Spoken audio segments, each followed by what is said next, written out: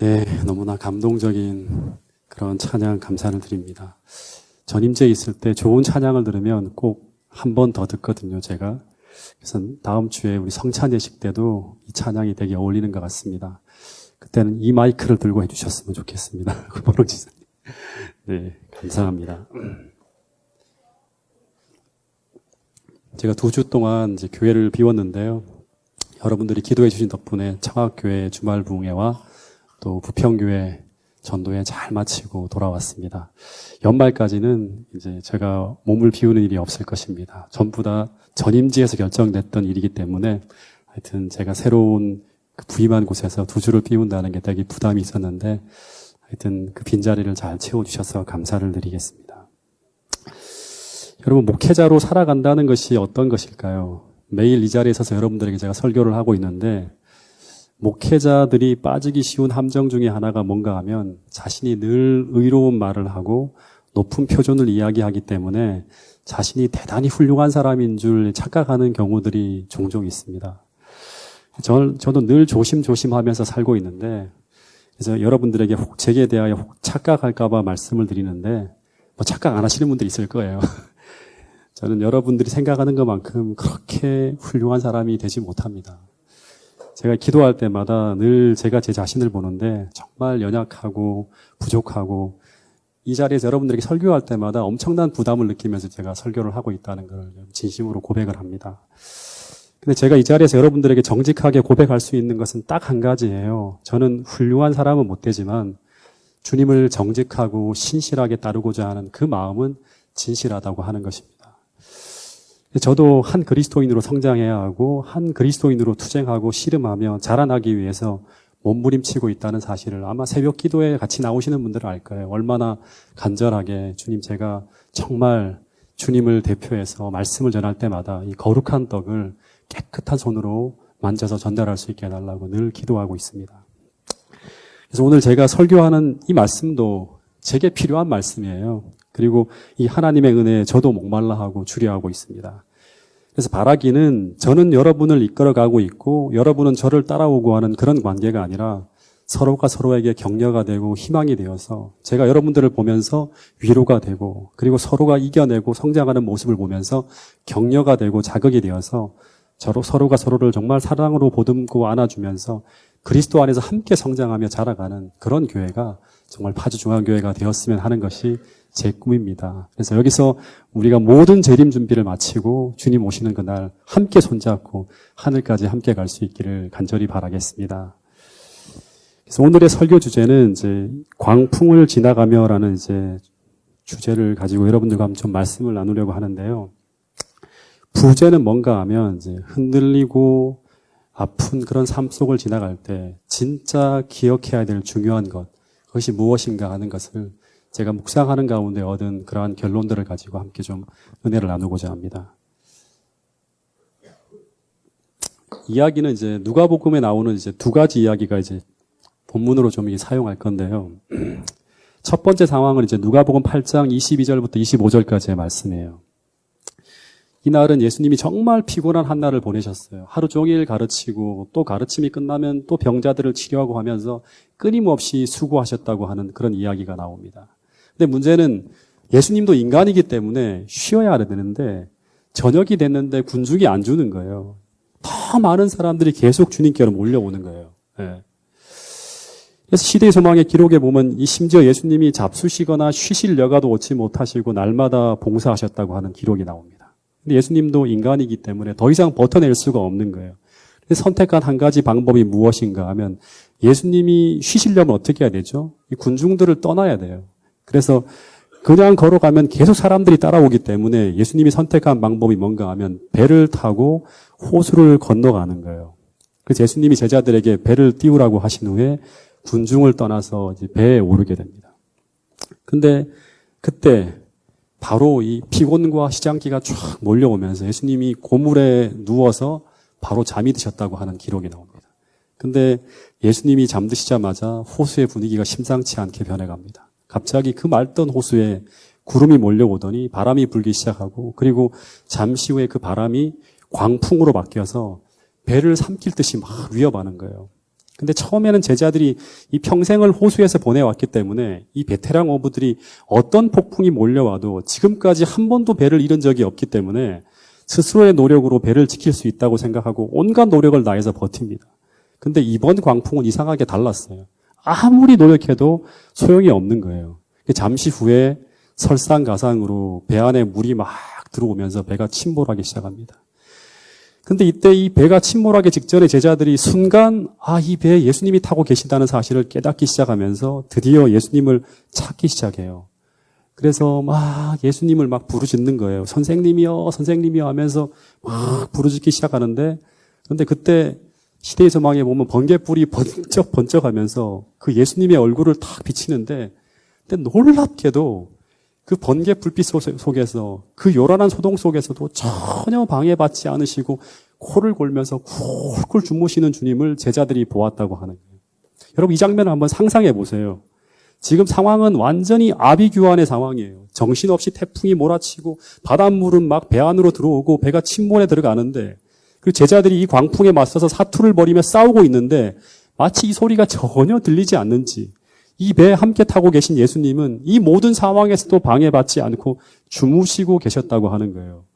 이때 제자들은 순간 너무너무 당황했을지 모릅니다. 어떻게 이럴 수 있을까?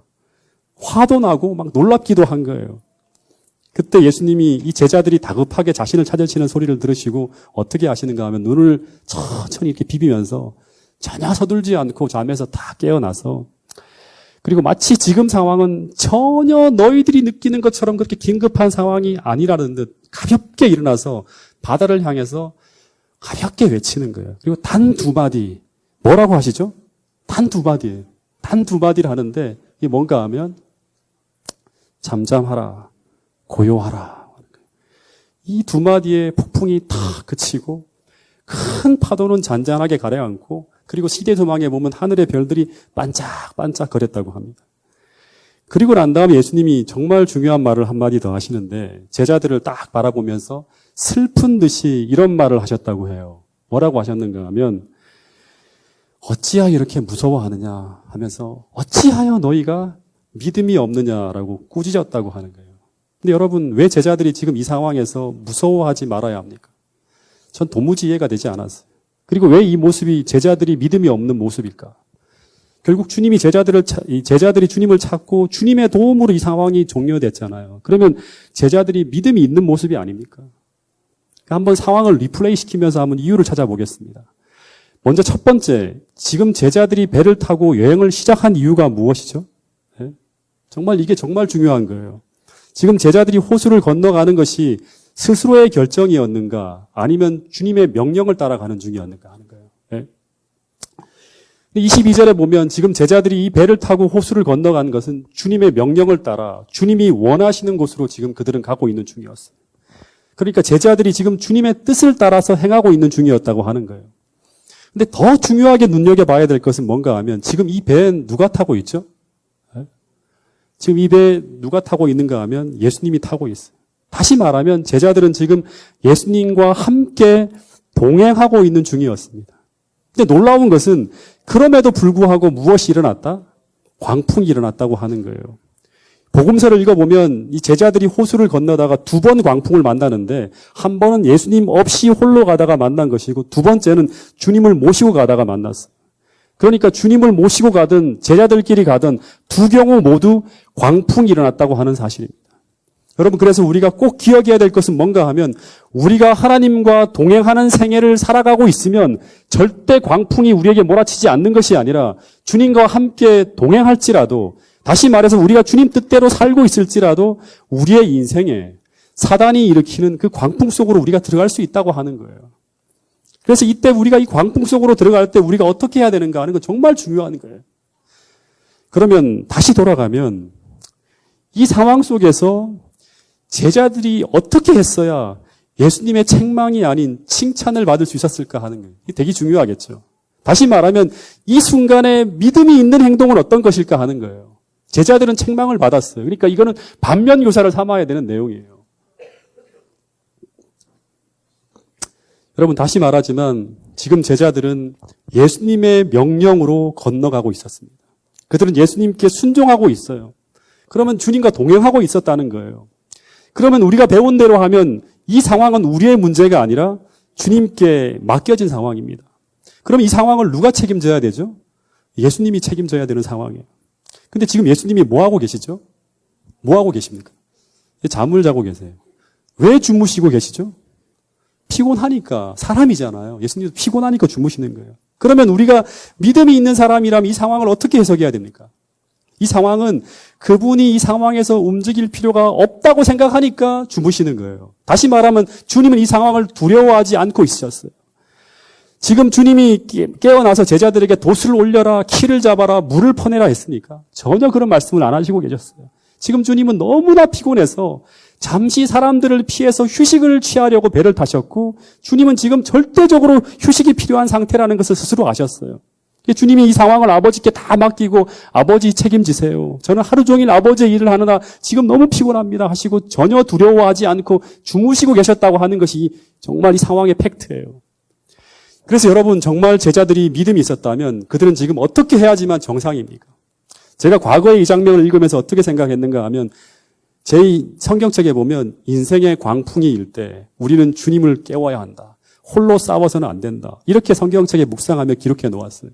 근데 제가 더 묵상하고 묵상해 보니 이들은 주무시는 그분을 깨웠지만 제가 생각할 때 더 믿음이 있는 모습은 피곤한 그분의 휴식을 방해하지 않고 그분과 함께 이 배 고물에서 함께 자든지 그게 안 되면 옆에서 지켜봐야 되는 거예요. 네. 우리 아이들이 지금보다 훨씬 더 어릴 때 같은데요. 이 꼬맹이들이 이야기하는 건 우리가 이야기하는 걸 어떻게 엿들었는가 봐요. 큰아이가 동생을 붙들어 놓고 다인아 지금 우리 집에 돈이 없어. 아주 심각한 상태라고 하면서 잘못하면 우리 거지 된다고 하면서 너 이제 엄마에게 절대 용돈 달라고 하거나 뭐 사달라고 하지 말라고 우리 집에 돈이 하나도 없다고 신신당부를 했대요. 그리고 더 나아가서 우리 집의 경제에 어떻게 보탬이 될 수 있을까 고민하다가 이 성주 녀석이 그림을 좀 그릴 수 있어요. 그래서 자기가 그림을 그려서 대회에 나가서 상을 타가지고 우리 경제에 보태야 된다고 하면서 막 그렇게 동생한테 이야기를 했대요. 꽤 심각하게 우리 집 상황을 고민하고 염려하면서 걱정했다고 하는 걸 들었어요. 그래서 두 아이들이 저금통에다가 돈을 모으면서 계속 용돈 100원짜리만 생기면 다 집어넣는 거예요. 근데 왜 그러냐고 봤더니 우리 가정 경제에 보탬이 되려고 노력하고 있었다고 하는 이야기를 제가 나중에 들었어요. 그 이야기를 들을 때 제 마음이 어떻겠습니까? 참 웃기는 거죠. 엄마 아빠가 지금 고민을 하고 있지 않은데 이 어린 꼬맹이들이 마치 이 가정을 자신들의 힘으로 이끌어가는 양 염려하고 고민하고 있는 거예요. 근데 이 제자들의 모습이 이와 똑같은 모습이었다고 하는 거예요. 지금 제자들은 주님과 함께 이 광풍 속을 지나가고 있었습니다. 그리고 분명히 그 배에 주님이 타고 계신 것을 그들은 확인했어요. 근데 주님이 지금 평안하게 주무시고 계신데 그들이 두려워할 일이 전혀 없는 상황이에요. 주님이 이렇게 말씀하신 거예요. 이 말씀이 이해가 가는 거예요. 마가복음 4장 40절에 이런 말씀을 하셨어요. 같이 읽어보겠습니다. 시작.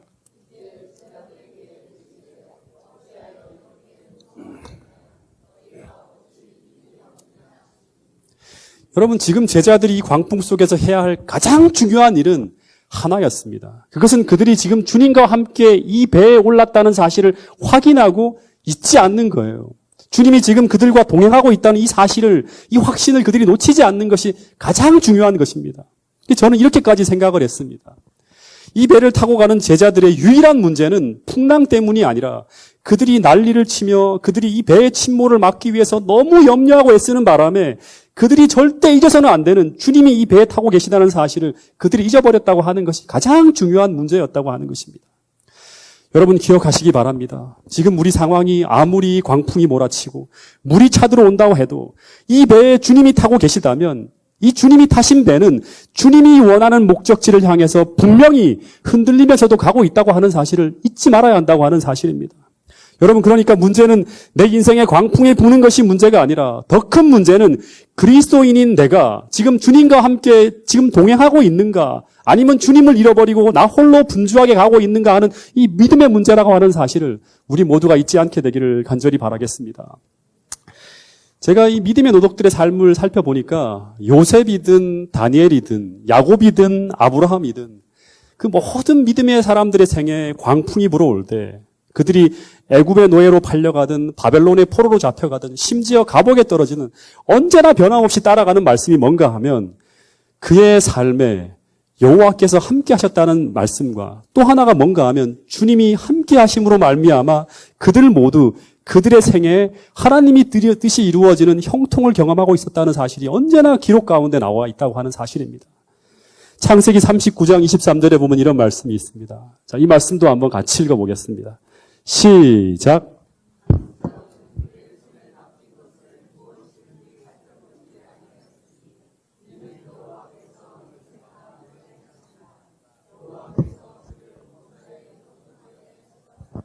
예, 간수장은 누구예요? 요셉이 이제 감옥에 갇혔잖아요. 근데 간수장은 그의 손에 맡긴 것을 무엇이든지 살펴보지 아니하였으니 이는 여호와께서 요셉과 함께 하심이라. 여호와께서 그를 어떻게 하셨다? 범사에 형통하게 하셨다고 하는 거예요. 요셉이 애굽으로 팔려가고 감옥에 떨어지는 인생의 광풍이 몰아치고 있었지만 언제나 요셉의 생애에는 어떤 일이 벌어지고 있습니까? 여호와께서 함께 하심으로, 하나님께서 함께 동행하심으로 그의 범사에 형통하게 하셨다는 이 말씀이 끊임없이 따라가고 있었다고 하는 사실이 성경에 언제나 나타나고 있다고 하는 사실입니다. 여러분, 이 말이 무슨 뜻입니까? 다시 말하면 요셉의 인생의 배엔 하나님이 함께 타고 계심으로 하나님이 인도하시는 방향으로 순항하고 있었다고 하는 것입니다. 사단은 그의 인생을 망쳐버리기 위해서 광풍으로 막 몰아갔지만 애굽으로 팔려가게 하고 감옥에 떨어지게 하고 계속 인생의 강풍이 몰아치고 있었지만 그가 주님을 놓치지 않았을 때 언제나 요셉의 인생은 사단이 원하는 방향이 아니라 하나님께서 원하시는 방향으로 그의 인생의 배가 나아가고 있었다고 하는 뜻입니다. 여러분, 이것이 바로 오늘 우리가 이루어야 할 하나님 안에서의 형통이라는 사실을 잊지 않게 되기를 간절히 바라겠습니다. 형통이란 우리 생애에 우리가 원하는 뜻이 이루어지는 것이 아니라 우리의 생에 하나님께서 함께 하심으로 말미암아 내 뜻이 아니라 하나님께서 목적하신 주의 뜻이 이루어지는 것이 바로 뭔가 하면 성경에서 말하는 형통이라고 하는 사실입니다. 여러분, 그러니까 우리의 인생에 광풍이 분다고 염려하지 마시기 바랍니다. 우리 안에 주님과 연결되어진 그 믿음이 있다면, 우리가 지금 주님과 동행하고 있다면, 지금 그 광풍 속에서도 우리가 주님을 놓치지 않았다면 우리의 인생의 배는 반드시 그 광풍을 뚫고 그 고난의 협곡을 지나서 그 믿음의 노덕들이 경험했던 축복의 대회로 우리도 반드시 나아갈 것이라고 하는 것이 성경의 교훈이라고 하는 사실입니다. 여러분, 이 사실을 굳게 믿고 여러분의 고난 속에 함께 하시는 그 하나님을 절대 놓치지 말게 되기를 간절히 바라겠습니다.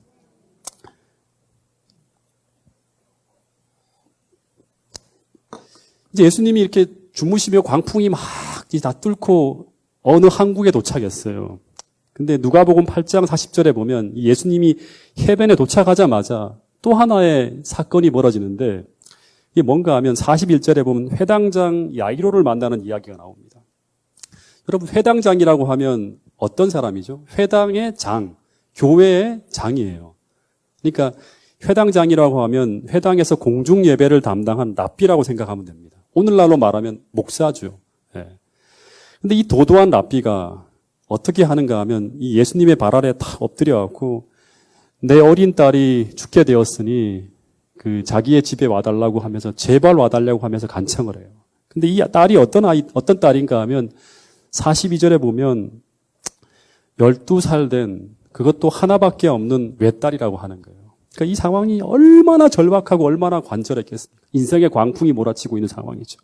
그래서 이 도도한 랍비가 이것을 해도 안 되고 저것을 해도 안 되고 이제 딸이 거의 죽어가는 상황이 탁 되니까 앞뒤 안 가리고 막 달려 나온 거예요.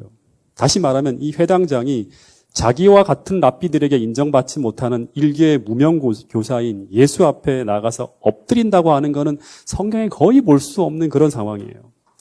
실제 이 엎드린다는 이거는 뭔가 하면 왕이라든가 자기보다 훨씬 높은 권력에 있는 사람에게 엎드려 탄원하는 거예요. 이건 결코 쉬운 것이 아닙니다.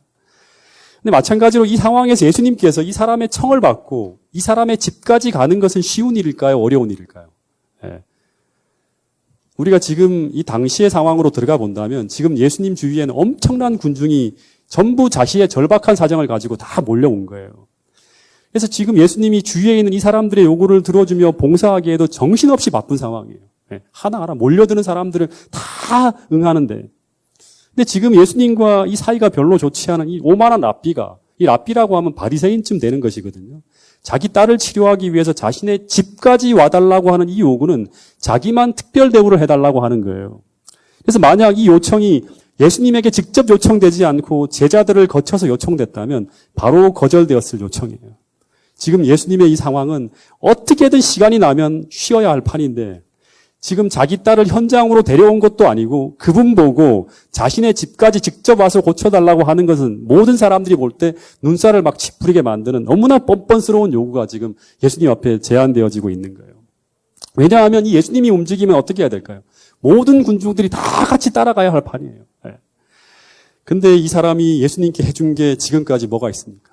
이 바리새인들은 늘 예수님을 무시하고 경멸하는 방해꾼들이었는데 그런 사람이 뻔뻔스럽게도 주님에게 이런 요구를 하고 있는 거예요. 근데 문제는 예수님께서 이 요청을 들었을 때 어떻게 하고 계시죠? 두말 않고 그 집을 향해 나아가는다고 하는 거예요. 여러분 이게 정말 중요합니다. 여러분 신앙은 때때로 이런 모습이 필요할까요? 이 회당장 야이로는 예수님 앞에 나오기 전까지 무수히 많은 생각을 했을 거예요. 내가 그분에게 한 일이 뭐 있다고. 내 요구는 너무나 뻔뻔하고 너무나 지나친 것이 아닐까 하는 이런 염려와 이런 고민을 하며 나갔을 거예요. 근데 예수님은 그 요구에 단 한마디도 더 묻지 않고 즉시 이 회당장의 급한 요구를 들으시고 움직였다고 하는 이 사실이 굉장히 중요한 사실입니다. 여러분 그래서 천국이라고 하는 것은 마태복음 11장 12절에 보면 이런 말씀이 있어요. 이 말씀도 같이 한번 읽어보겠습니다. 시작.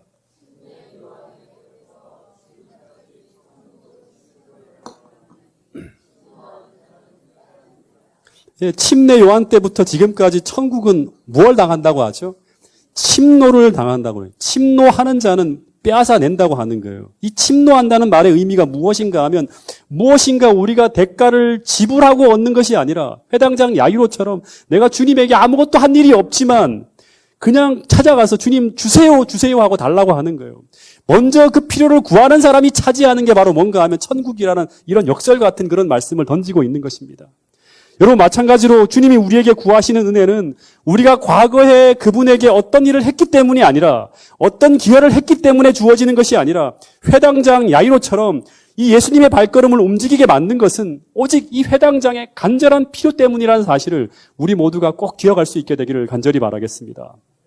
여러분 우리도 이런 회당장 야이로와 같은 이런 모습으로 주님 앞에 나갈 수 있게 되기를 간절히 바라겠습니다. 그러면 주님은 이 야이로를 위해 움직이신 것처럼 여러분의 필요를 위해서도 움직여 주실 것이라고 성경은 분명히 이야기하고 있다는 사실입니다. 어쨌든 이 회당장 야이로의 마음은 너무너무 급했고 지체하면 안 되는 상황이었어요. 여러분 이 회당장 야이로의 마음을 가지고 한번 이 말씀을 들어보세요. 딸이 지금 죽어가고 있어요. 근데 이상하게 예수님의 걸음이 얼마나 느린지 느릿느릿 가는 거예요. 시대의 소망에 보면 이 회당장 야이로의 집과 예수님이 계셨던 곳은 그렇게 멀지 않은 곳이었다고 합니다. 그래서 조금만 서둘면 금방 갈 것인데 일부러 그러시는지 왜 그러시는지 이유는 알 수 없는데 너무나 느리게 가시는 거예요. 근데 조금 지나자 그것도 모자라서 자신의 집은 이쪽인데 예수님이 직선으로 가지 않고 자꾸 옆으로 걸으시다가 군중 때문인지 몰라도 자꾸 뒷걸음질을 치는 거예요. 이렇게. 근데 자신의 소중한 딸이 죽어가는데 급해 죽겠는데 근데 이 예수님은 이 야이로의 그 안타까움과 애타는 마음에는 전혀 관심이 없는 것처럼 그렇게 행동하고 있는 모습이 잠시 동안 나타나는 걸 볼 수 있습니다. 여러분 우리도 그렇지 않습니까? 나는 급해 죽겠는데 예수님은 도대체 내 문제에 전혀 관심이 없으신 것처럼 느릿느릿 너무나 여유를 부리시는 것처럼 보일 때 우리가 애가 타지 않습니까? 그런데 야이로도 그랬다고 하는 것입니다. 그러다가 갑자기 돌발 상황이 벌어집니다. 갑자기 그 수많은 사람들이 예수님의 몸을 밀고 당기고 하는데 갑자기 예수님이 딱 멈춰 서시셔서 뭐라고 했죠? 누가 자신의 옷을 만졌다는 뚱따지 같은 말씀을 하시는 거예요. 그러면서 46절에 보면 12년간 혈류증으로 고생하던 한 여인이 너무나 기쁘고 감격스러운 표정으로 등장해서 자신이 낫게 된 이야기를 합니다. 여러분 이 이야기를 우리는 은혜스러운 이야기로 듣지만 지금 회당장 야이로의 입장에서 이 장면은 절대 은혜스러운 이야기가 아닙니다. 정말 애간장 다 녹게 만드는 상황이에요. 이 회당장 야이로는 한시가 급한 상황이었어요. 그런데 누가복음 8장 46절부터 48절에 보면 예수님이 갑자기 가시다 말고 멈추어서서 내게 손댄 자가 있도다 하는 거예요. 그러면서 그 여자가 나오기를 기다리는 거예요. 한참을 지체한 후에 한 틈에서 한 여자가 나오는 것입니다. 그리고 예수님이 그 여인을 불러다 놓고 주님은 손댄 이유와 또 낫게 된 모든 상황을 모든 사람들 앞에 공개하게 하시고 그리고 이야기 하나하나를 다 들어주면서 고개를 끄덕끄덕 하시면서 다 들으신 후에 뭐라고 하죠?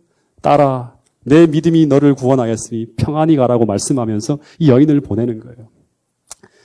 근데 정말 이 여인보다 자신의 딸이 훨씬 더 시급한데, 자신의 딸은 지금 그 여인보다 더 어리고 더 불쌍한 상황에 놓여 있는데, 도대체 이 예수가 자신 같은 사람을 별로 좋아하지 않을 것은 알지만 이것은 해도 너무한 것 같은 그런 상황이 벌어지고 있는 것입니다.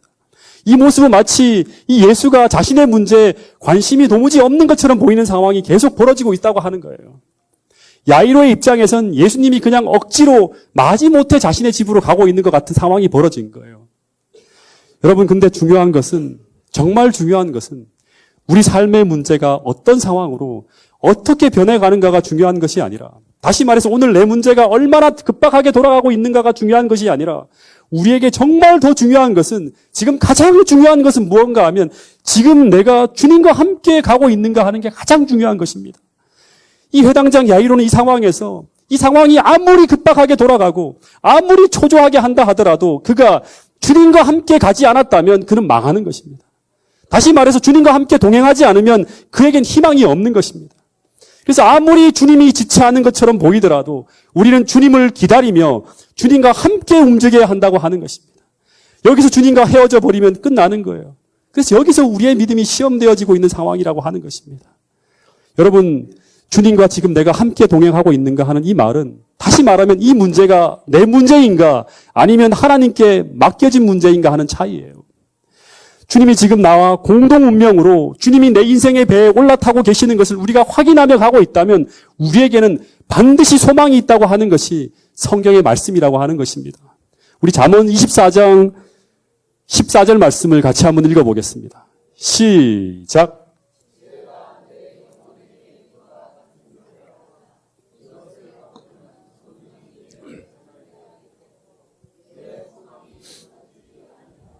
이것을 얻으면, 우리가 주님과 함께 동행하고 있다면 정령이 내 장래가 있겠고 내 소망이 끊어지지 아니하리라. 여러분, 이 말씀을 꼭 믿게 되기를 간절히 바라겠습니다. 주님께서 인도하시는 그 길을 가고 있다면, 그 지혜잖아요. 믿음대로 사는 게. 주님과 함께 동행하고 있다면 분명히 내 장래가 있겠고 내 소망이 절대 끊어지지 않는다고 하는 거예요. 어쨌든 시간이 많이 지체되었고 너무나 염려가 되는데 49절에 보면 아니나 다를까 집에서 연락이 탁 옵니다. 근데 그 연락은 뭔가 하면 비보예요. 비보. 딸이 죽었다고 하는 거예요. 다시 말하면 문제는 내가 그동안 정말 염려하던 그대로 상황은 이제 최악의 상황으로 떨어졌어요. 사랑하는 딸아이가 죽었다. 야이로는 아마 주체할 수 없는 눈물을 펑펑 흘리면서 굉장히 괴로워했을 거예요. 이 순간 얼마나 예수님이 원망스러웠을까요? 조금만 더 서둘렀더라면 이런 일이 생기지 않을 텐데 너무나 예수가 원망스러웠을 거예요. 여러분, 우리도 이런 상황 속으로 빠져들 때가 있죠. 우리의 문제를 주님 앞에 내놓으며 계속 기도하며 간구하며 주님과 동행하려고 무척 애를 쓰며 왔는데, 근데 그 결과가 내가 절대 벌어지지 않기를 바랬던 그 최악의 상황이 벌어질 때가 있지 않습니까? 하늘이 무너지고 땅이 꺼지는 듯한 그런 결과를 만날 때가 있다고 하는 것입니다. 이때 우리는 주님을 떠날 수도 있어요. 믿음이 완전히 무너질 수도 있습니다. 정말 이 상황은 광풍이 부는 정도가 아니라 배가 완전히 파손된 상황이에요. 그런데 이때도 우리는 주님을 계속 의지해야 되나요? 이제 선택을 해야 되는 거예요.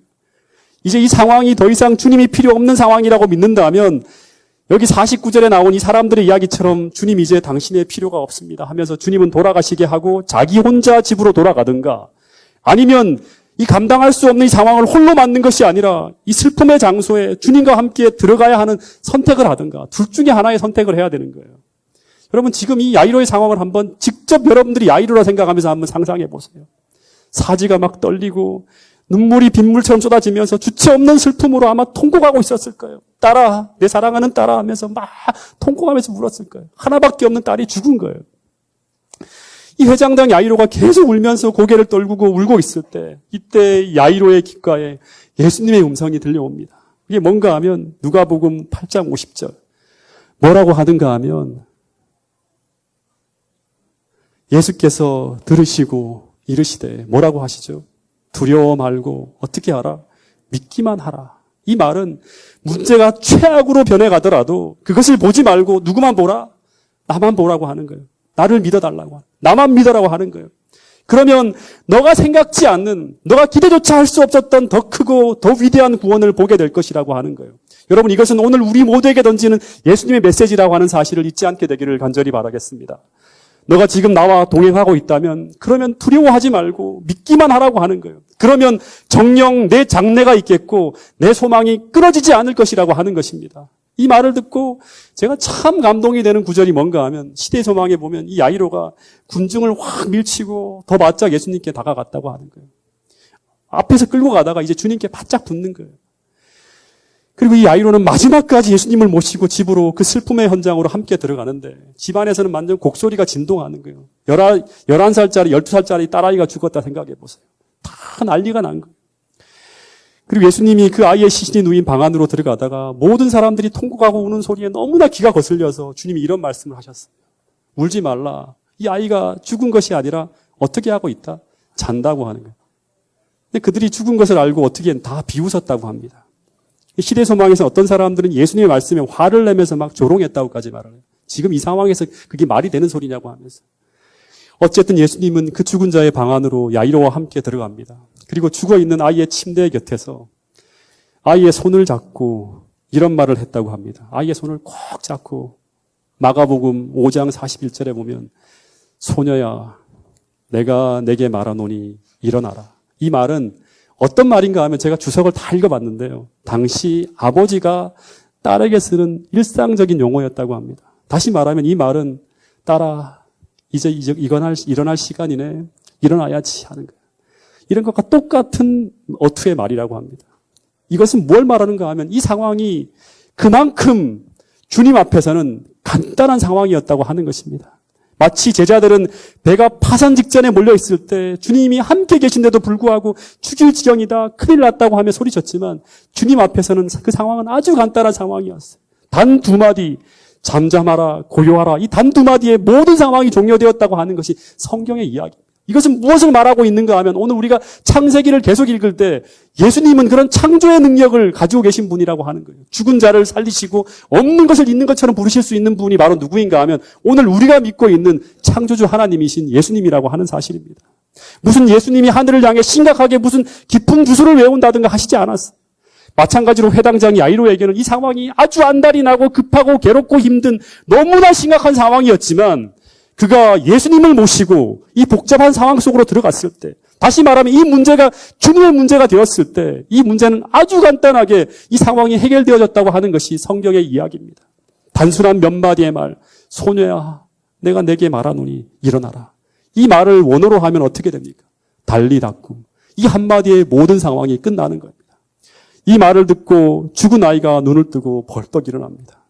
여러분, 죽음 속에 있더라도 심지어 가장 캄캄한 무덤 속에 우리의 상황이 갇혀 있더라도 우리가 두려워 말고 믿기만 하면 끝까지 주님과 함께 걸어가면 끝까지 주님을 붙잡은 손을 놓지 아니하면 그러면 끝내 우리는 주님이 우리 삶 속에 역사하시는 그 찬란한 구원의 역사를 보게 된다고 하는 것이 오늘 들려주는 모든 이야기라고 하는 사실입니다. 내 인생에 칠흑 같은 상황이 도래했다 하더라도 우리가 두려워 말고 나를 믿기만 하라는 이 음성을 들을 수만 있다면 그 칠흑 같은 어둠의 상황을 깨트리고 그 영광스러운 빛을 가지시고 역사하시는 하나님의 구원을 우리 모두가 경험할 수 있다고 하는 사실을 꼭 믿게 되기를 간절히 바라겠습니다. 그러므로 우리가 언제나 정말 염려하고 두려워해야 될 것은 무엇인가 하면 그 광풍의 크기와 우리가 처한 그 상황이 아니라 우리가 그 광풍 속에서도 우리가 정말 주님과 함께 동행할 믿음이 있는가 없는가 하는 이것은 정말 중요한 것입니다. 그 믿음을 우리가 평생에 소유하며 생활하는 법을 배웠다면 우리는 어떤 순간에도 두려워할 이유가 없다고 주님께서는 말씀하고 있습니다. 여러분, 자주 제가 여러분들에게 반복하는 말씀인데요. 고린도후서 13장 5절에 이런 말씀이 있습니다. 같이 한번 읽어보겠습니다. 시작.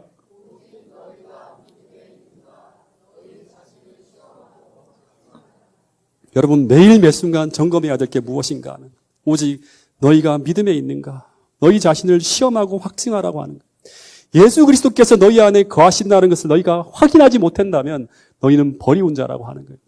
어저께도 이 말씀을 드렸는데 오늘도 동일한 거예요. 오늘 우리가 믿음 안에 있는가, 이 사실을 날마다 확증하고 믿음이 없다면 주님께로 돌아가야 돼요. 오늘 내 상황에 예수님께서 계시지 않는다 그러면 다시금 회개하고 돌아가야 됩니다. 그분이 계셔야지만 모든 상황에 성경의 약속들이 이루어진다고 하는 사실입니다. 제가 제일 싫어하는 것 중에 하나가 뭔가 하면 이 청룡열차나 바이킹이나 뭐 이런 놀이기구를 타는 거예요. 제가 오래전에 아이들과 태어나서 처음으로 캐러비안 베이라는 곳을 갔어요. 제가 나이가 드니까 타는 것 하나하나가 즐거운 게 아니라 스트레스를 크게 받아요. 막 심장이 떨리고 하니까 막 괴로워 죽겠더라고요. 그걸 돈을 내고 한다는 게 너무 싫어서 안 타려고 계속 버티다가 아빠는 맨날 이런 데 놀러 오면 왜 우리하고 안 놀아주냐고 하도 성화를 내서 제가 그 중에서도 좀 그럼 덜 무서운 거 하나 같이 타자고 해서 올라갔어요. 근데 기다리다 보니까 제 차례가 딱 되었는데 근데 갑자기 슬로프의 높이를 보니까 이건 밑에서 보는 것과 완전 다른 거예요. 그리고 터널식으로 되어 있어서 두려움과 공포가 몰려오는 정도가 아니라 뭐 완전 장난이 아닌 거예요. 껌껌한 데 떨어지는 거예요. 추락하는 거예요. 그래서 막 후회가 되는 것입니다. 근데 어쨌든 제 차례가 되어서 그런 동그란 투표 속으로 몸을 제가 던졌어요. 근데 뭐 벼랑으로 떨어지는 것처럼 몸이 공중에서 둥둥 떨어지는데 마치 막 추락하는 느낌이 들어서 얼마나 아찔하고 두려운지 막 비명소리가 저절로 막 터져 나오는 죽겠다고 하면서. 근데 저는 그걸 떨어지는 내내 잘못하면 제가 죽을지 모른다는 생각을 전혀 하지 않았습니다. 아찔한 스릴 속에서 약간 두려움과 어지러움을 느끼지만 다시 말해서 그것을 타면서 공포에 사로잡히지는 않았다고 하는 거예요. 아찔하다 정도만 들지. 왜냐하면 그 이유는 저는 이 시작과 끝을 이미 다 알고 있어요. 그리고 이 모든 상황은 이 궤도를 벗어나지 않는 안전하게 계획된 튜브 속을 내가 지나가고 있다는 것을 알았기 때문에 저는 두려워하지 않았어요. 마찬가지입니다. 우리가 주님과 함께 동행하는 가운데 벌어지는 모든 인생의 바람은 우리가 마치 이 롤러코스터를 타는 것과 똑같은 거예요. 잠깐 우리가 흔들리고 빙빙 돌고 뭐 추락하는 느낌도 오지만 그러나 우리는 절대 하나님이 정해놓은 그 궤도를 벗어나서 벌어지는 일은 절대로 일어나지 않는다고 하는 거예요. 시험이 우리에게 감당할 만큼의 시험이 오고 하나님께서 모든 걸 체크하면서 우리를 인도하신다고 하는 거예요. 여러분 분명히 경험이 끝나면 안전하고 평안한 그 하나님께서 계획한 그 목적지에 평안하게 도착하게 되어 있다고 하는 사실을 우리 모두가 믿어야 한다고 하는 사실입니다. 여러분 이 시간 잠시 눈을 감고 기도하는 시간을 좀 갖도록 하겠습니다. 혹 내 인생에 지금 광풍이 부는 시간을 지나가고 있는 분이 혹 계시지 않을지 모르겠습니다. 대부분의 성도들이 이 경험을 하고 있을 거예요. 그렇다면 오늘 주신 메시지처럼 꼭 이 시간 내가 믿음 안에서 주님과 함께 이 시간을 지나가고 있다는 사실을 꼭 확인할 수 있게 되기를 간절히 바라겠습니다. 오늘 내가 주님과 동행하고 있다면, 주님과 함께 이 시간을 지나가고 있다면 그 광풍 속에서도 비록 흔들리고 요동하며 내 인생이 지나가지만 반드시 주님께서 목적하고 계신 그 안전한 목적지를 향해 나가고 있음을 이 시간 기도하는 가운데 꼭 확인하며 주님께서 주시는 평안을 얻게 되기를 간절히 바라겠습니다. 그래서 그 회당장 야이로처럼 그리고 제자들처럼 어떤 상황이 내 앞에 몰려온다 하더라도 우리가 끝까지 주님과 함께 동행할 수 있게 해달라고. 그래서 주님께서 계획하신 그 축복의 목적지까지 주님과 함께 갈 수 있게 해달라고. 이 시간 다 함께 간절히 기도하는 시간을 갖도록 하겠습니다. 기도하겠습니다.